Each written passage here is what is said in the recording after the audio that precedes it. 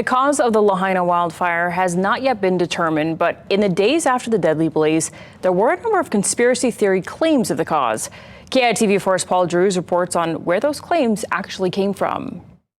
Many people may go online and buy products or even get news from China, but they may not know that information is coming from a foreign country.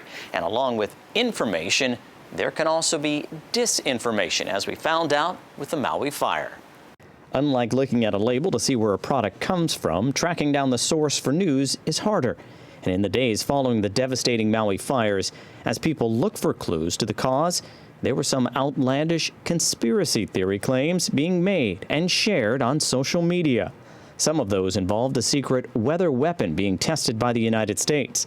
That was false information, and the source of it was ultimately traced back to China, according to the New York Times. I think the problem is that a lot of Americans tend to believe those kind of conspiracy theories. So if the Chinese are putting them out there and spreading them on legitimate social media platforms like X, the former Twitter, and people are reading them and thinking, what is the American government doing?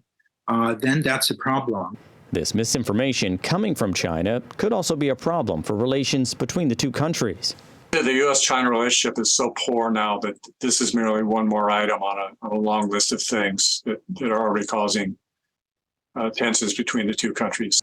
The U.S. and China have an important trading relationship with more than $700 billion worth of goods exchanged last year alone. Trade actually was a record amount last year, even in the face of COVID. So in economic terms, and even with all of the tariffs, Americans are still eager to buy Chinese products. But those tariffs and restrictions on some products have led to friction between the two superpowers. And disinformation after a disaster could make things worse. This is potentially something that could worsen fissures that already exist, pour salt in wounds that already exist.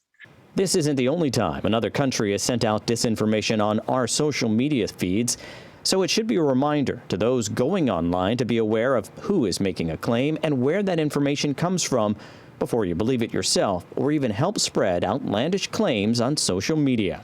There's no question that the Chinese government, the Russian government, and other governments have devoted a lot of effort and resources toward trying to shape American public opinion and usually in ways that are not in the interest of our national well-being. And we need to be cautious and cognizant that as we consume social media, that kind of an effort is underway. Paul Drews, KITV4 Island News.